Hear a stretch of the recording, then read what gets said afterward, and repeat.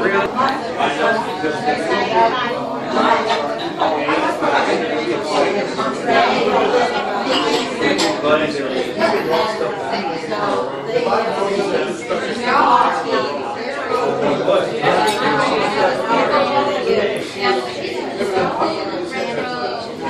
can go ahead and sit down, Bob. Yeah, I was going to ask you a question. Okay.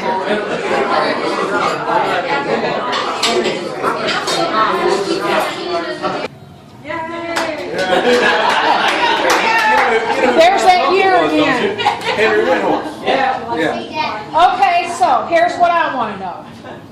Don, what did your parents think of this gleam in your eye? My father was living in Texas. He didn't even know what was going on. But Mom, she didn't have anything against our bar. Against our four?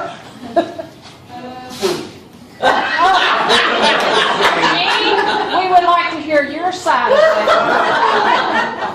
Well, I think she thought when he came out of the Navy and then he was in the hospital, he came out, that he would get a job and work and she wouldn't have to work. He would take care of her. Then we'd get married, you know. Then she thought I had to get a job. He was going to school. She thought that we'd move in there and I'd work and then give her my money. And she would manage the money for us.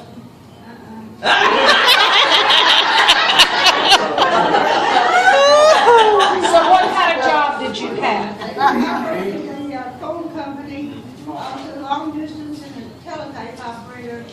I worked at long the police department. Any of your relatives ever come across that list? Not that I know of, but I don't know all my relatives. Jean, weren't you pioneering or planning to pioneer before you got married? I was wanting to, yeah. I went and asked Mother if I could go and visit Rose and Jimmy so that maybe they could tell me how I could pioneer and finance my own. I pioneered in the summer with a sister that was a pioneer. She went on to Gilead. What was her name? Doris Thompson. She was a black sister, and that's when they had segregation. So when we drove the streetcar, if we had the money, then I sat in the back of the bus with them. It was illegal for a black person to be up in front. It wasn't a law, but you better not sit up there like that. And we were kind of well known, you know, got together because it was unusual for a black and a white, you know, we were teenagers. I was son. How old were you when you got married?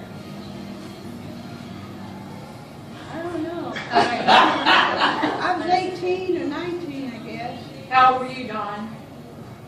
About 23, maybe. I'm 5 years older than her.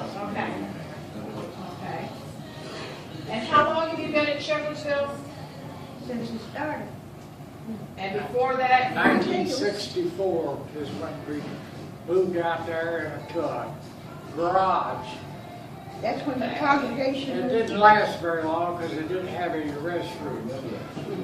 One sister had to walk all the way to Shepherdsville to the restroom, and that's During the quite a meeting? walk. During the meeting? Who? Yeah. While the meeting was going on? Yeah, there was no restrooms out of Shepherdsville. It was just a garage. The children would go in the back, take care of themselves. Yeah, well, I bring my own bucket, I believe. We had a little house, and they immediately asked us if we'd have the book study there. And we had the book study in that little house. And one time a storm came up, and lightning struck the fuse box. And Easter was sitting there, and the fuse flew out and hit her. We went on with the study, and she still.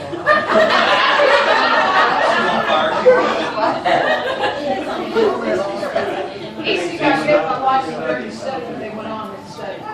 It didn't phase her any. What? It didn't phase it. Did you? Okay, anybody else? Don, how long have you known me? Across the floor. That garage, there was this big bug crawling across the floor. You were able to Everything open because you had air conditioning, the Jean, doors open. how long did you know Kenwood?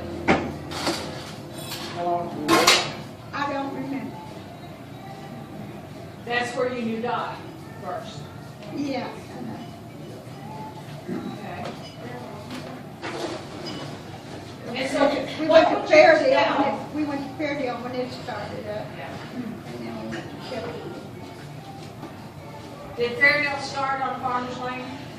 Yeah, Farmers Lane, a little concrete block, Yeah. concrete block building. I got married at Congress like this.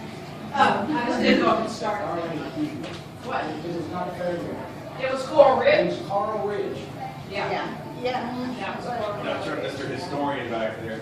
You were talking about, Fairfield Historian. you and Don met at Fourth and Oak.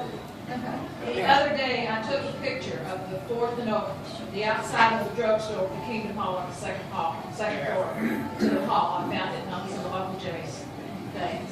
And Roger and I got to talking about things as kids we remember about that Kingdom Hall. And we both remembered the same thing. The long flight of wooden steps, the hard wooden folding chairs, and the creaky floor. We didn't remember a thing set on the platform. Where was this at? Fourth and Oak. Is that where they had the baptism pool under That was Jesus? it. Oh, okay. Okay. Was that the West very, first. was that the very first congregation in Louisville? Fourth and Oak? Not necessarily, no, not really. No, there was 21st and Grand, a storefront. Later. We had one stop on Breckenridge. Okay. It was on Breckenridge. There was one before that on the second floor. And Brother Reardon had a automobile plant, and the Kingdom Hall was on the second floor, and then it was on Breckenridge.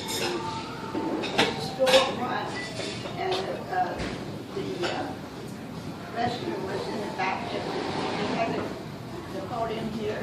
You had to walk past there to go to the restroom, or if you turned it the other way, then people coming in late you'd see. So either way.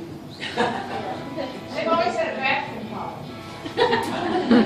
Speaking of bathroom problems, Glenn, do you remember the story of Conway and Claude going home from Fairdale?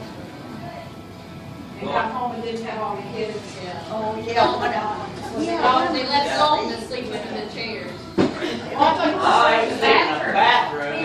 Joe Taylor had some park crackers. He slid underneath the door to wake him up. I thought he was asleep under the chairs. Oh. That's at Farmers Lane. Yeah. Yeah. Okay, anybody else have any questions for Don and Jean? Hey, Don, how do you know Roger? Roger Whitby, he's a dear friend of mine. Workmates. We were workmates, yes. That's what we used to call co-hardware factories that don't exist anymore. I think China took it over and Tell them what you made in Colmar, but Don. he and I met him and we talked the truth. They want to know what you made, what Core Hearts made. Tell them what Colmar Well, manufactured. I can explain it. It's a fire brick-like material, only instead of brick size, they would be up to, they weigh 3,000 pounds in a big square. Well, I had several jobs. The last one I had was running a bark truck loading trucks. Roger, what was your job? Did everything there.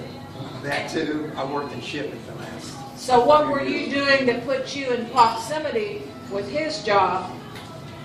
We got in the same department for a while. Yeah. Working together. But the end, Was Charlie Dockery in that same department too? no, yeah, he was in maintenance, but Charlie made a mistake. He got aggravated. What year Charlie was and it? I don't, Betty studied too. Charlie and Betty. Yeah. I don't remember what year it was. It's been so long. But I Sure, studied. because we I started in Coharts. I handed him a watchtower. I said, "Read this. You'll really enjoy it." And he did. He used to give me arguments about it. He said he didn't believe this and that and all. But he must have believed it because he came along. He came with us. So how did you start talking to Roger? Do what? How did you start talking to Roger? I don't know how the subject Maybe came he up, can but we just remember worked better than I together. can. What do you say? I don't remember how we ever got, I think someone, I was talking to some other one, he wasn't even a witness, but he did with Kingdom Hall and stuff. And he told me about Don, put me in touch with Don, took on from there. Were you interested in the Bible? Yeah, Yeah, sure was. That was a good thing. Okay, Milton, what department was he in? Milton turned out to be a company man. Is that good or bad? And that was the end of what he actually, I was controlling the furnaces that pour that material the last time I remember. We're talking about Milton Craft. Yeah, that's what he was doing the last, but he was a company man before he left. Now, I'll tell you something about the company that they all work for, besides the Corel dishes. The formula for those dishes was first made for NASA. NASA put plates on rockets. And then they realized that